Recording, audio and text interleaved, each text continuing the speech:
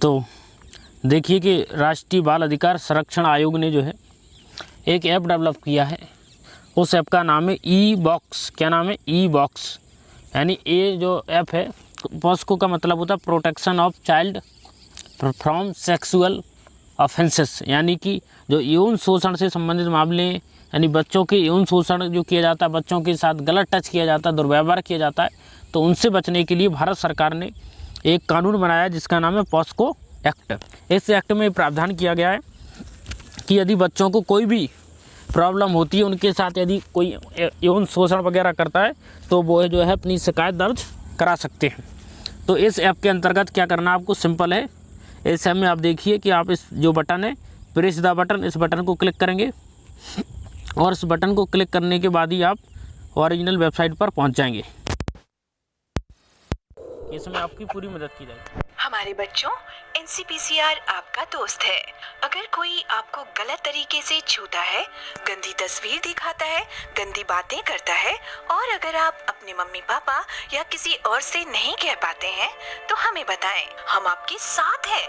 हम आपकी सहायता करेंगे और उसको ठीक करेंगे।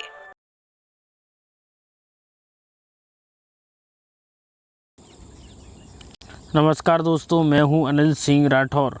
आज हम राष्ट्रीय बाल अधिकार संरक्षण आयोग के बारे में चर्चा करेंगे, यानी national commission for protection of child rights, government of India. तो बच्चों की सुरक्षा जो है बहुत ही महत्वपूर्ण है। हमारे संविधान ने बच्चों की सुरक्षा को जो है मूलभूत तरीके से सुनिश्चित किया है। किसी भी लोकतांत्रिक समाज और लोकतांत्रिक संविधान बालकों को और महिलाओं को सुरक्षा यानी प्रोटेक्शन अवश्य प्रोवाइड करता है। तो इसके लिए चूँकि बच्चों की जो बाल अवस्था होती है, सुकुमार अवस्था होती है, उसका संरक्षण किया जा सके और बच्चों को उनकी बाल अवस्था, सुकुमार अवस्था को विकसित करने के पर्याप्त अवसरों, सरकार ने इस बात को ध्यान में रखकर 2005 में एक अधिनियम लेकर आई। इस अधिनियम का नाम है बाल अधिकार संरक्षण आयोग अधिनियम 2005। बाल अधिकार संरक्षण अधिनियम 2005। इस अधिनियम के माध्यम से भारत की संसद ने मार्च 2007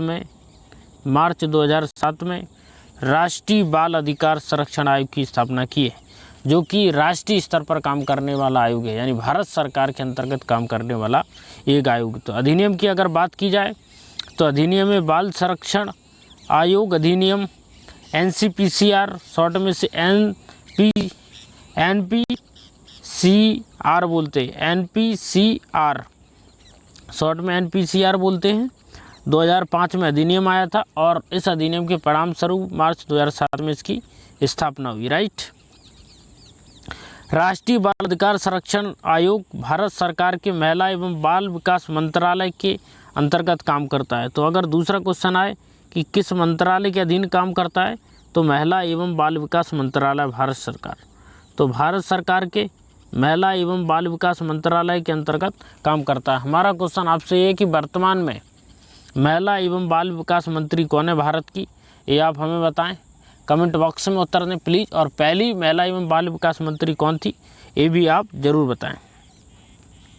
राइट। अब इसका जनादेश क्या है, या इसका वैधानिक आधार क्या? वैधानिक आधार है संसद के द्वारा इसे प्रदान की गई शक्तियाँ, या संविधान के द्वारा जो बच्चों को संरक्षण प्रदान किया गया, अंतर्राष्ट्रीय संधि समझौतों या यूनाइटेड नेशन ने जो बच्चों के लिए अधिकार घोषित किए, उन अधिकारों का प्रोटेक्शन करना। राइट।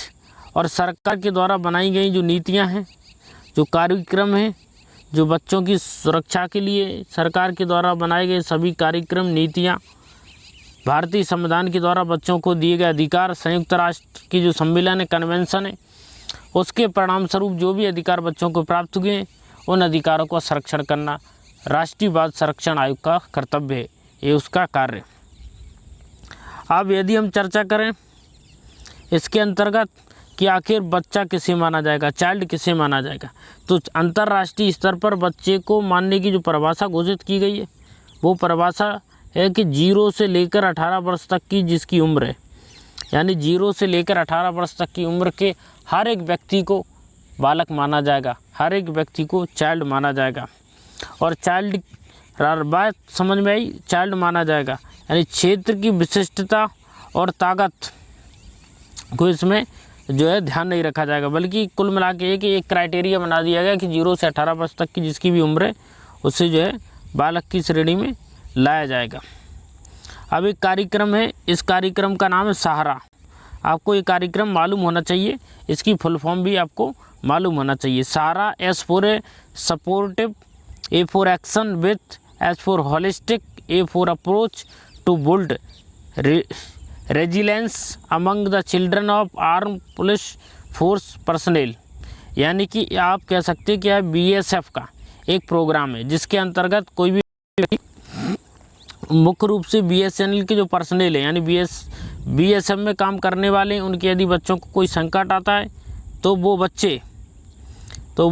बच्चे क्या कर सकते हैं, इसका यूज़ कर सकते हैं। टोल फ्री नंबर है, ये टोल फ्री नंबर, यदि उन्हें कोई प्रॉब्लम होती है तो वो इस टोल फ्री नंबर का यूज़ कर सकते हैं, 1800-1236-236, राइट। अगर आपको भी कोई प्रॉब्लम होती तो आप यहाँ पर रजिस्ट्रेशन करके अपनी शिकायत दर्ज कर सकते हैं। आप इस बात को महत्वपूर्ण तरीके से समझ सकते हैं कि जम्मू कश्मीर के लिए हमें देखेंगे, जम्मू कश्मीर के लिए विशेष चीज़ की गई है। विशेष चीज़ क्या की गई जम्मू कश्मीर के बारे में?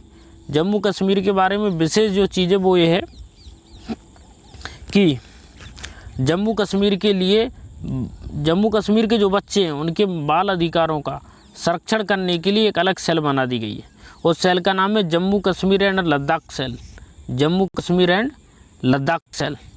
इस सेल के माध्यम से क्या किया जाएगा कि जम्मू कश्मीर और लद्दाख के जो बच्चे हैं, जम्मू कश्मीर और लद्दाख के जो बच्चे हैं वो अपने आप को यहाँ पर रजिस्टर कर सकते हैं। Register your complaint regarding violation of child right. यदि आपके बाल अधिकारों का हनन हुआ तो आप अपने बाल अधिकारों के विरुद्ध, यानी यदि आप जम्मू कश्मीर और लद्दाख के नागरिक हैं, यदि आपके अधिकारों का उल्लंघन हुआ है तो आप यहाँ पर रजिस्टर कर अपनी शिकायत कर सकते हैं। अगर आप रजिस्ट्रेशन कर नहीं पाते हैं तो आप इस टोल फ्री नंबर पर कॉल कर सकते हैं। तो आप ये कह सकते हो कि जम्मू कश्मीर के नागरिकों का भारत सरकार ने विशेष ध्यान रखा, इसलिए उनके लिए एक अलग सेल की रचना की गई है। और नॉर्थ ईस्ट के लोगों के लिए भी एक अलग सेल निर्मित की गई है ताकि नॉर्थ ईस्ट के लिए विशेष प्राथमिकता दी जाए। इसमें हालांकि बहुत सारी सेलें हैं, middle cell, east cell, west cell, ताकि बाल अधिकारों पर, बच्चों के अधिकारों पर विशेष रूप से जो है फोकस किया जा सके। ऑनलाइन शिकायत प्रणाली भी इसने अपनी डेवलप की है और इसने डेवलप किया जहाँ पर बच्चे इस ऐप के माध्यम से आसानी से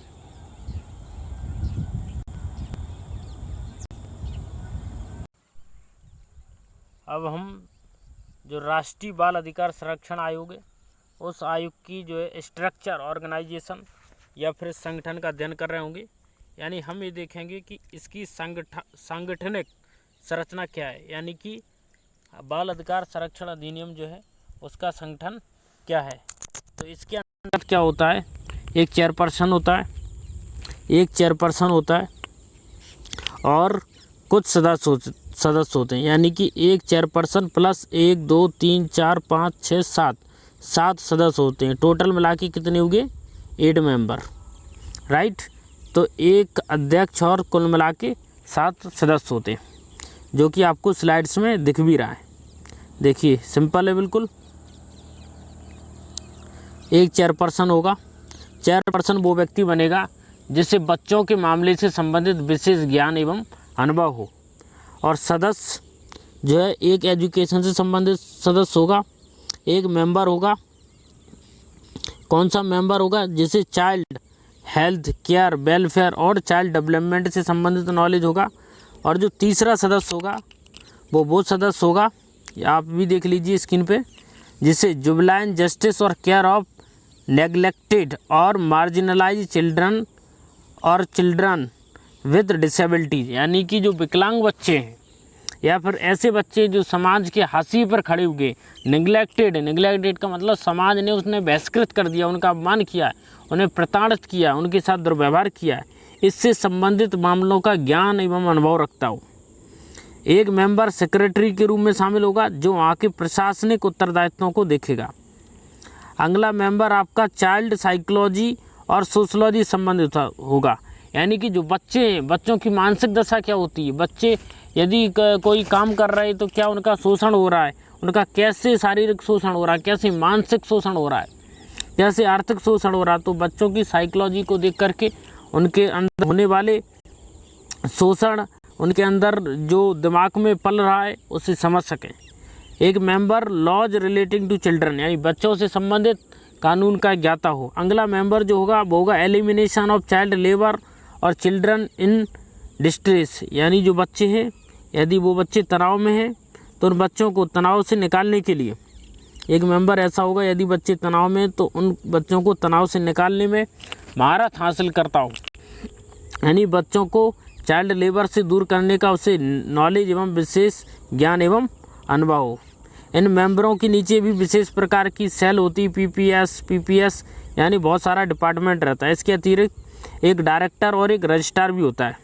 डायरेक्टर के नीचे काम करने वाले बहुत सारे ऑफिसर होते हैं, अकाउंट ऑफिसर, पीए, डीएसपी, बहुत सारे ऑफिसर होते हैं। और रजिस्ट्रार होता है, रजिस्ट्रार ये देखता है कि जो कंप्लेंट दर्ज की गई है उस पर क्या कार्रवाई हो रही है या नहीं हो रही है, या फिर जो कंप्लेंट है वो समय पर रजिस्टर हो भी पा रही है या फिर नहीं भी हो पा रही है।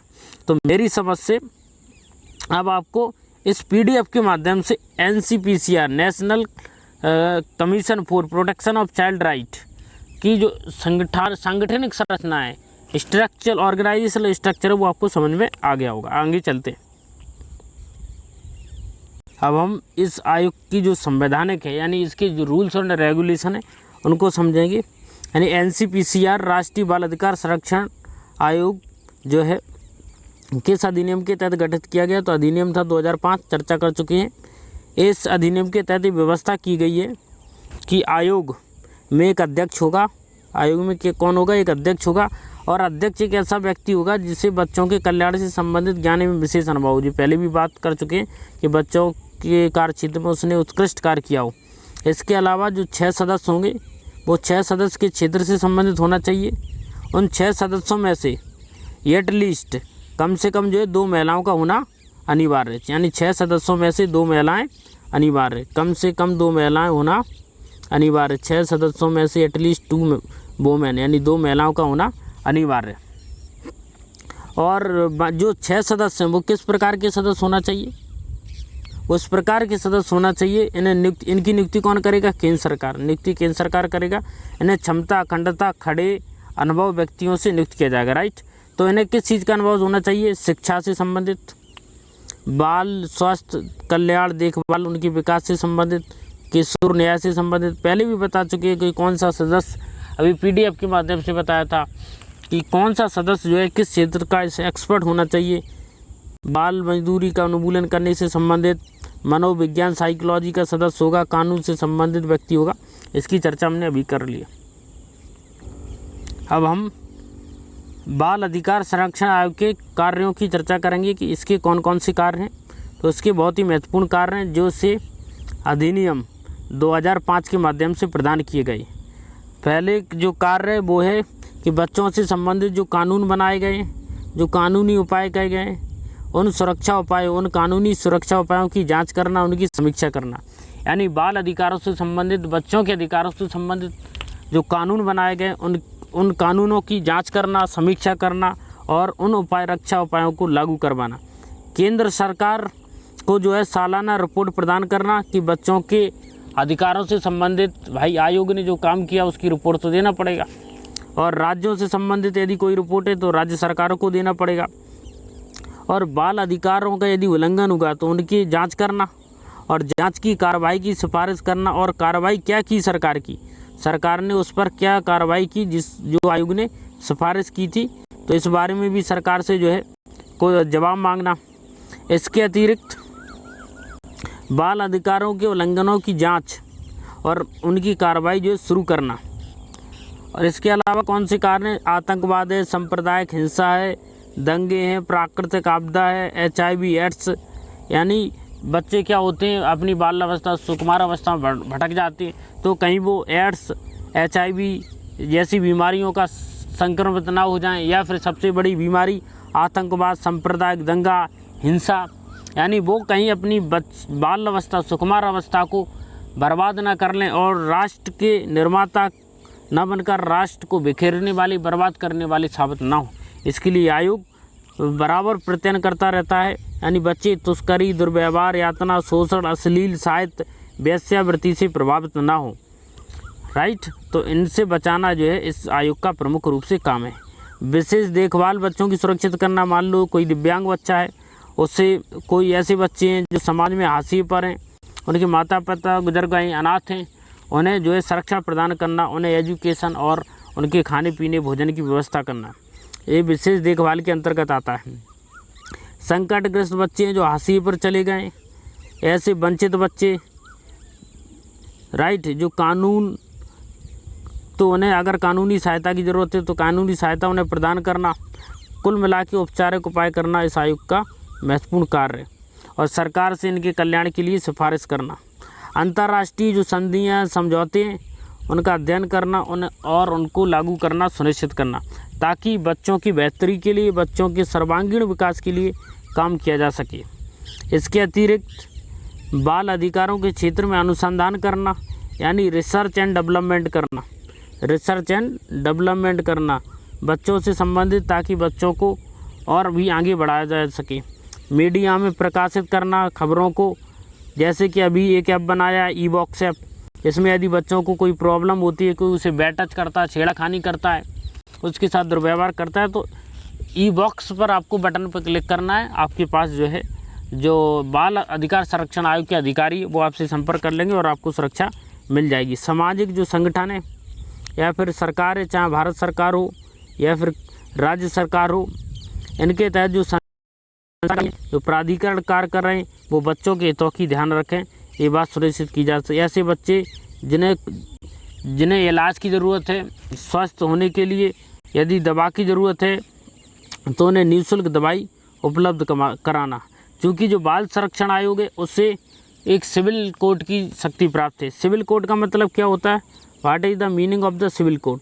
सिविल कोड का मतलब है कि वो बुलावा भेज सकता है, किसी भी व्यक्ति को हाजिर होने के लिए, उपस्थित होने के लिए आदेश दे सकता है, किसी भी सरकारी दस्तावेज को प्राप्त कर सकता है, किसी भी ऑफिस या डिपार्टमेंट से बच्चों के स्वास्थ्य से संबंधित, बच्चों की देखभाल से संबंधित रिपोर्ट मंगा सकता है। ऐसे किसी भी आयोग को कहा जाता है कि उसे सिविल कोर्ट की, सिविल न्यायालय की शक्तियाँ प्राप्त हैं। और जैसे सिविल न्यायालय की शक्तियाँ प्राप्त होती हैं वो स्वयं संज्ञान ले सकता है। तो राष्ट्रीय बाल संरक्षण आयोग भी स्वतः संज्ञान ले सकता है। यानी बच्चों से संबंधित यदि कोई अपराध हो रहा है, उनका शोषण हो रहा है, तो जरूरी नहीं कोई उनकी शिकायत करे। यदि बाल अधिकार संरक्षण आयोग का अध्यक्ष, सदस्य या कोई भी कर्मचारी देख लेता है तो वो उसकी स्वयं संज्ञान ले सकता है। न्यूज़पेपर में अगर कोई न्यूज़ पब्लिश हुई तो उस पर भी स्वतः संज्ञान ले सकता है। मीडिया में देखने पर किसी भी रूप में वो स्वतः संज्ञान ले सकता है। शिकायतों की जांच करना, बाल अधिकारों और वंचित, यानी जो वंचित हैं बच्चे, उनके अधिकारों की सुरक्षा करना, बच्चों का विकास सुनिश्चित करना, पहले ही इनकी चर्चा कर चुके हैं। बहुत सारी जो आयोग के जो है कार्य, ये सब वही कार्य जिनकी पहले कर चुके, तो ये बच्चों के कार्य हैं। इसके अतिरिक्त कौन कौन से महत्वपूर्ण है?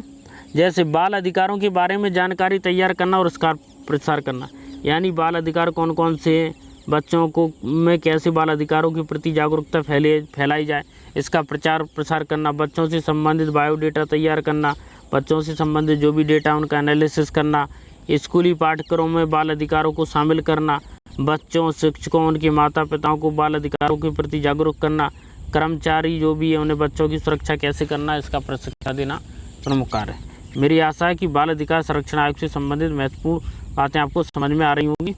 अब हम इसका शॉर्ट में रिवीजन करेंगे और अपनी चर्चा को समाप्त करेंगे। हम राष्ट्रीय बाल अधिकार संरक्षण आयोग का जो है शॉर्ट में संक्षिप्त रिवीजन करेंगे। तो अधिनियम कौन सा है? बाल अधिकार संरक्षण अधिनियम जो है 2005 है। बाल अधिकार संरक्षण अधिनियम 2005, इसके तहत इसकी स्थापना की गई। और साथ ही यह है कैसा निकाय, अगर आपसे पूछा जाए किस प्रकार का निकाय, तो सांविधिक निकाय। सांविधिक निकाय का मतलब है संसद ने अधिनियम बना करके इसका निर्माण किया है, संसद ने कानून बनाकर इसका निर्माण किया है। सांविधिक का मतलब होता है संसद द्वारा बनाए गए कानून के तहत इस संस्था का निर्माण हुआ है। संसदीय अधिनियम के द्वारा इसकी स्थापना की गई है। राइट, स्थापना कब की गई है? तो 5 मार्च 2007। स्थापना कब की गई? 5 मार्च 2007। नोडल मंत्रालय कौन सा, यानी किस मंत्रालय के अंतर्गत आता है? तो महिला एवं बाल विकास मंत्रालय, महिला एवं बाल विकास मंत्रालय। उद्देश्य क्या है? उद्देश्य है कि बच्चों से संबंधित जो समस्त कार्यक्रम में नीतियाँ, प्रशासनिक कार्य वो सुनिश्चित किया जाएँ, ऐसे हों जो बच्चों के अनुकूल हो। यानी सरकार की जो भी नीतियाँ, कार्यक्रम है, कानून है, पॉलिसीज है, सब कुछ बच्चों के अनुकूल होना चाहिए। बच्चों की दिशाओं के प्रतिकूल बिल्कुल भी उन्हें नहीं होना चाहिए। अब अगर हम इसकी संगठन की संरचना की बात करें तो यह एक 7 सदस्यीय निकाय, पहले भी चर्चा कर चुके हैं कि इसमें क्या होता है, एक अध्यक्ष होता है, एक सदस्य होता है सचिव के रूप में, 6 अन्य सदस्य होते हैं। इन 6 अन्य सदस्यों में से 2 महिलाओं का होना अनिवार्य है। अब इसमें कार्यकाल में एक पैच है, एक लोचा है जो आपको याद रखना है कि अध्यक्ष का कार्यकाल अलग है और सदस्य का अलग है। अध्यक्ष का जो कार्यकाल है वो सदस्य के कार्यकाल से बिल्कुल अलग है। अध्यक्ष का कार्यकाल 3 वर्ष या फिर 65 वर्ष जो भी पहले हो, 3 वर्ष या 65 वर्ष जो भी पहले हो, जबकि सदस्य का कार्यकाल 3 वर्ष या 60 वर्ष है। तो अध्यक्ष एवं सदस्य के कार्यकाल में अंतर है। अध्यक्ष का कार्यकाल है 3 वर्ष या 65 वर्ष, जबकि सदस्य का कार्यकाल है 3 वर्ष या 60 वर्ष। त्यागपत्र की बात करें तो केंद्र सरकार को जो है अपनी इच्छा से त्यागपत्र दे सकता है, या फिर केंद्र सरकार इन्हें इनके पद से हटा भी सकती है। जैसे कदाचार है, दिवालियापन के आधार पर विकृत हो जाए, बुद्धि भ्रष्ट हो जाए, या फिर 3 बैठकों में लगातार अनुपस्थित रहे, या फिर असमर्थ हो जाए, यानी कैपेबल हो जाए। राइट, या फिर पदावधि के दौरान लगातार जो है अन्यत्र कहीं नियोजन, मतलब जब पदावधि पे उस पोस्ट पे बैठे तो दूसरे कार्यों में लगी हुई है, तो ये नहीं चलेगा भाई। जिस पोस्ट पे बैठे हो आपको उसी पोस्ट पे काम करना होगा। या नैतिक पतन हो जाए तो इस आधार पर भी हटा सकती है। वेतन भत्ते केंद्र सरकार निर्धारित करती है। प्रति वेतन केंद्र से संबंधित केंद्र को प्रदान की जाती है रिपोर्ट, राज्य से संबंधित रिपोर्ट राज्यों को प्रदान की जाती है। राइट, अब इसके अलावा क्या है? इसके अलावा कुछ महत्वपूर्ण चीज़ें और हैं, जैसे शक्तियाँ पहले भी बता चुके हैं, जैसे कि दीवानी न्यायालय की शक्तियाँ प्राप्त हैं, सिविल कोर्ट की शक्तियाँ प्राप्त हैं। कार्य क्या है? कार्य बाल संरक्षण से संबंधित जो कानून है उनकी समीक्षा करना, उन्हें लागू करवाना, राज्यों से और केंद्र सरकार से संबंधित जो भी अनुसंधान है उन्हें करना, रिसर्च करके रिपोर्ट देना, और बच्चों में जागरूकता फैलाना। किशोर बंदी गृह, बाल संरक्षण, जो बंदी गृह, सुधार गृह, उनमें बच्चों की जेलें, उनमें बच्चों की जो है सुरक्षात्मक उपाय, उनको देखना कि भाई बच्चे वहाँ पे सुरक्षित है कि नहीं।